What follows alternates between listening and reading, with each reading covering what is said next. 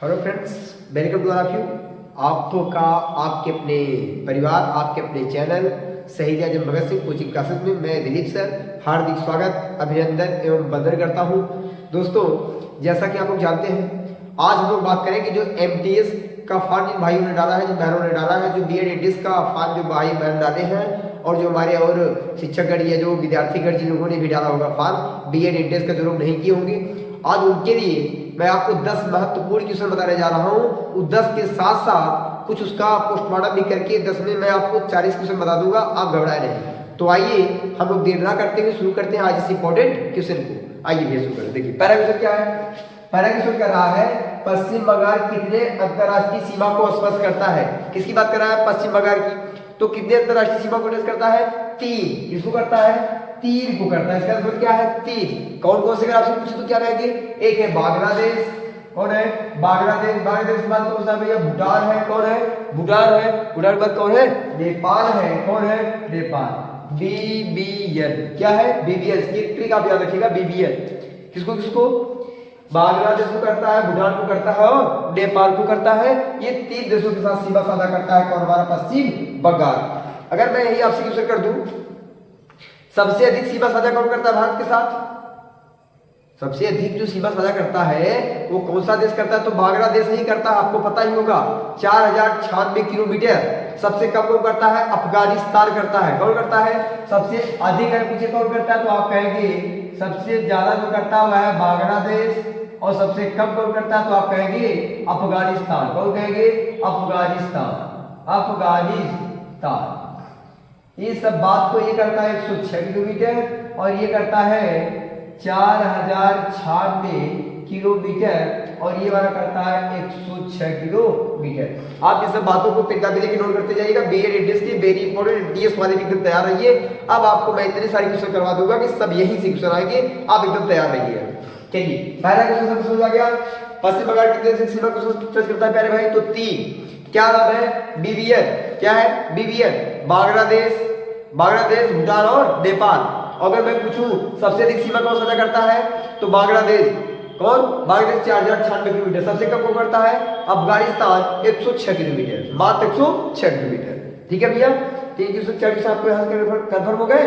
आइए आगे चलते हैं। दूसरा क्वेश्चन, दूसरा है मुगल शासक जिसने मनसबदारी प्रथा को प्रारंभ किया। तो भैया मनसबदारी प्रथा को किसने प्रारंभ किया? मनसबदारी प्रथा को अकबर ने प्रारंभ किया। किसने प्रारंभ किया? अकबर ने प्रारंभ किया। किसने किया? अकबर ने प्रारंभ किया। किसने किया? अकबर ने किया। फिर अगर मैं आपसे क्वेश्चन कर दूं, अकबर कौन सा मुगल शासक है, किस नंबर का है, तो आप क्या कहेंगे? क्या कहेंगे आप? पहला कौन है भैया? बाबर, पानीपत का पहला युद्ध लड़ा था, आपको याद होगा। बाद हुमायूं, हुमायूं की बात कौन हुआ? अकबर। अकबर मुगल शासक का किस नंबर का है? तो वह तीसरे नंबर का है। कौन सा नंबर का है? तीसरे नंबर का है। इसकी मैंने एक ट्रिक आपको बता रखी है, फिर से मैं बता दूंगा, आप सुन लीजिएगा, उसको लिख लीजिएगा। वाह अकबर जहां से और अच्छा कर, वाह अकबर जहां से और अच्छा कर। ये इसकी ट्रिक है, आपको मेरी अगली वीडियो में मिल जाएगी, आप घबराए नहीं। विद्वत तरह से मैं आपको ट्रिकी, मैं आपको जीएस ट्रिकी में बताऊंगा, आपका जीएस से डर खत्म कर दूंगा। आप यकीन मानिए, मेरे साथ जुड़े रहिए बस। आइए तो भैया, मुगल शासक जिसने मनसबदारी प्रथा को प्रारंभ किया? अकबर। कौन सा मुगल शासक जिसके दरबार में 9 रत्न रहते थे? वो भी है अकबर। और इससे जो क्वेश्चन आपसे पूछा जाता है वो इम्पोर्टेंट ये है, इसके दरबार में जो संगीत गाना गाते थे, क्या नाम था उनका? तानसेन। बहुत पूछा जाता है, तानसेन किसके दरबार में रहते थे? इन्हीं के। और इनके एक मित्र थे जिनका था मुल्ला दो प्याजा, जिनको खाने में 2 प्याज बहुत पसंद आती थी। किस में रहते थे? इसी में रहते थे। बीरबल कहाँ रहते थे? इसी में रहते थे। ये चीजें आपको पता होनी चाहिए, आपसे एग्जाम में पूछा जाता है। टोडरमल इनके यहाँ मंत्री थे, आपको पता होगा। तो ये सब चीजें आपको याद रखनी है, ठीक है। चलिए आगे। नेक्स्ट क्वेश्चन है, संतोष ट्रॉफी का संबंध किससे है? बहुत इंपॉर्टेंट है भैया, बहुत बार पेपर में पूछा जाता है। ये संतोष जो ट्रॉफी है वो किससे संबंधित है? तो फुटबॉल से है। किससे है? फुटबॉल। किससे भैया?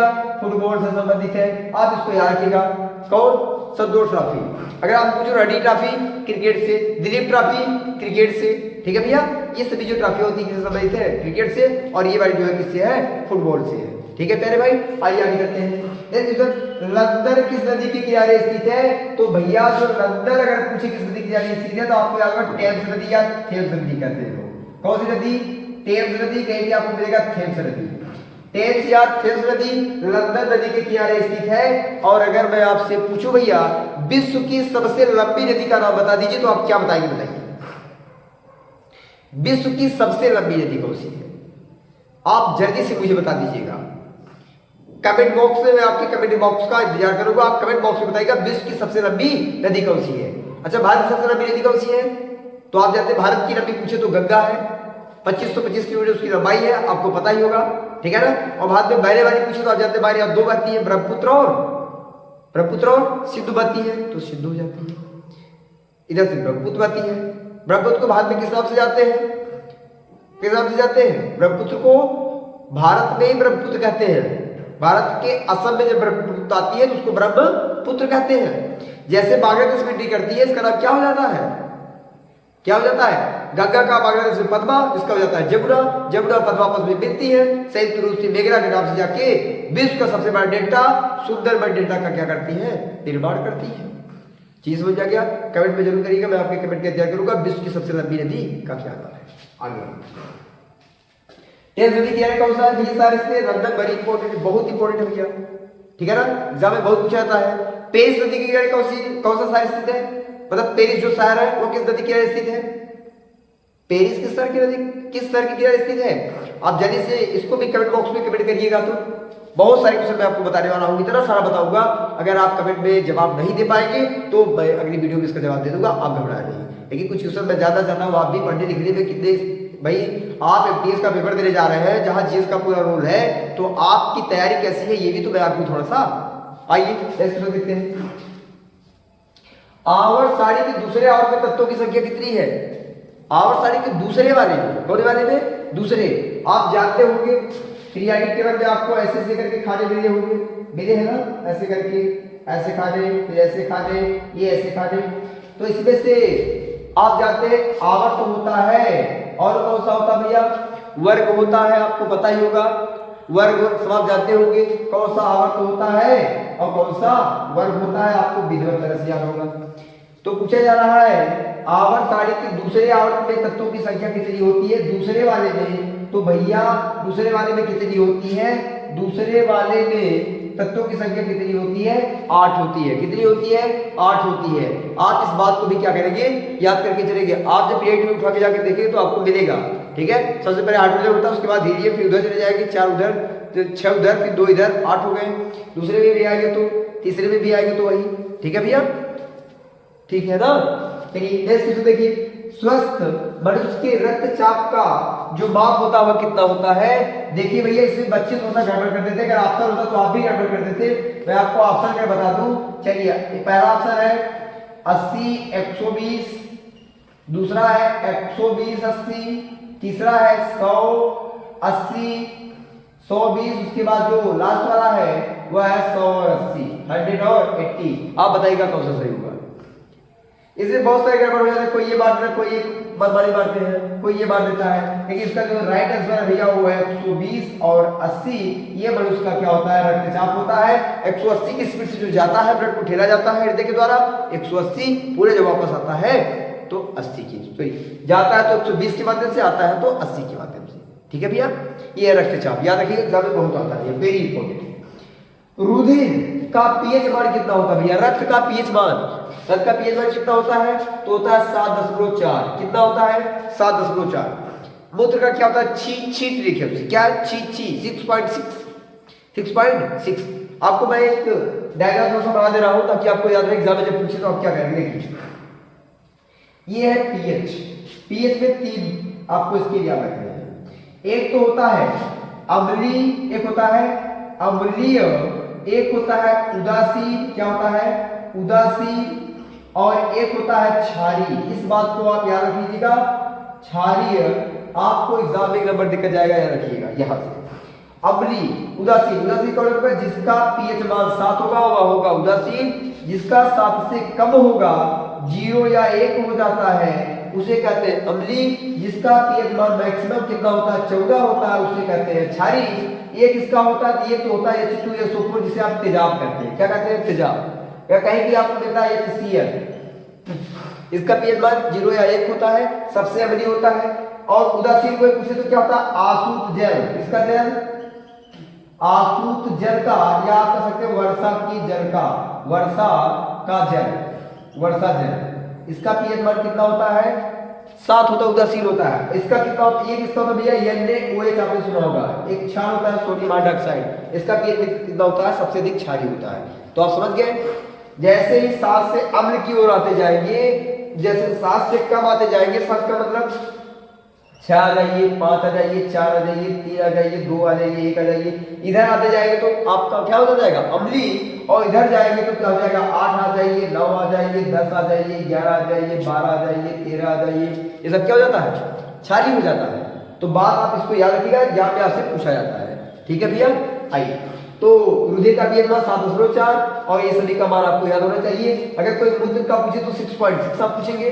दूध का कभी कोई पूछ देता है उसका भी 6.2 करके समथिंग करके हो जाता है। ठीक है भैया, आगे आइए। अर्जेंटीना की राजधानी थी। राजधानी तो आपको बहुत इंपॉर्टेंट है, याद रखना है। लेकिन आपके एग्जाम में अर्जेंटीना की राजधानी बहुत पूछी जाती है। कौन सी राजधानी? अर्जेंटीना की। अर्जेंटीना की राजधानी क्या भैया? अर्जेंटीना की जो राजधानी है वह है, अर्जेंटीना की जो राजधानी उसका नाम है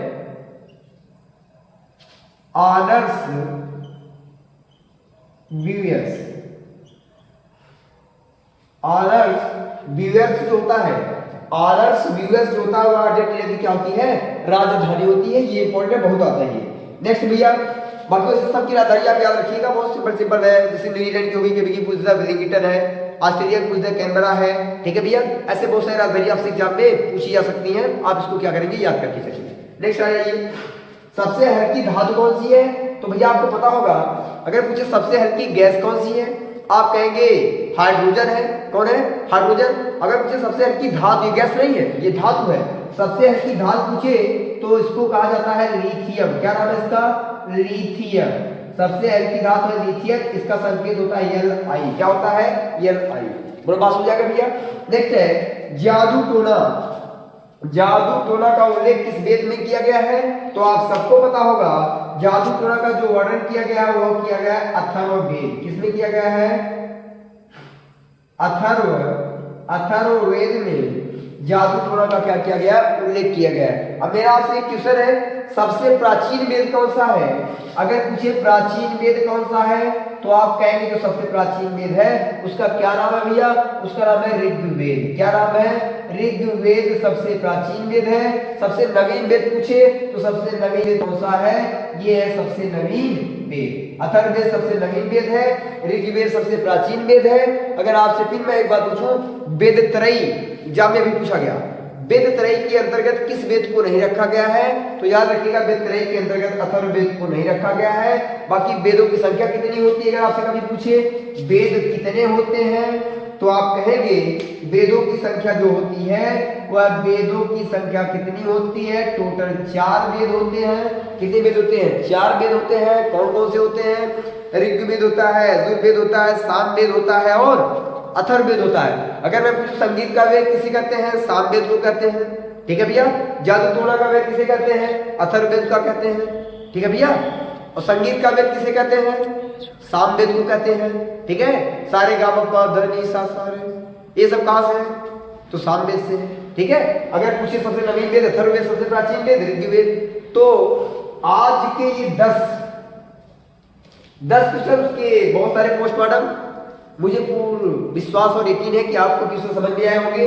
ये प्यारे भाई जितने भी आपके पेपर पूछे जाते हैं, चाहे वो एमटीएस का जो पेपर आप देने वाले, जहां आपका जीएस का रोल होगा, आप मेरे साथ जुड़े रहिए। मैं ऐसे पर डे लाता रहूंगा 10-10 क्वेश्चन आपके लिए पोस्टमार्टम के साथ साथ। धीरे धीरे आप यकीन मानिए इस श्रृंखला को आप ज्वाइन कर लीजिएगा। आपके सारे एमटीएस और बीडीएस के पेपर मैं यहीं से करवा दूंगा पूरे। देखो इसमें जैसे मैंने आपको कुछ साइंस के क्वेश्चन भी लिए हैं, कुछ हिस्ट्री के हैं, कुछ ज्योग्राफी के हैं, उसमें कुछ और सभी वेद सब लेकर बहुत सारे क्वेश्चन से, कुछ स्टडी जीके के भी क्वेश्चन मैंने इसमें डाल दिए, खेल से, स्पोर्ट्स से। तो ऐसे ऐसे मैं आपको पढ़े क्वेश्चन कराता रहूंगा। आप मेरे साथ जुड़िए, वीडियो को लाइक करिए, शेयर करिए, सब्सक्राइब करिए। और जितने बीएड इंटरेस्ट वाले, एमटीएस वाले, जरूर इसको देखिए, बिना वीडियो जाना नहीं है। अगर इसको बिना देखेंगे तो पछताएंगे, याद रखिएगा। मैं बहुत मेहनत से सबको पढ़ाऊंगा और बहुत तरह से आप एकदम लगन से आप लगे रहिएगा। ठीक है। तो इस के साथ मैं अपनी बाड़ी को विराम देता हूँ। और मुझे यकीन है आपको वीडियो अच्छी लगेगी। अगर अच्छी लगे तो लाइक, सब्सक्राइब और शेयर करना ना भूलें अपने दोस्तों में। इसी के साथ मैं प्रभारी को विराम देता हूं। जय हिंद, जय संविधान, जय भगत दोस्तों।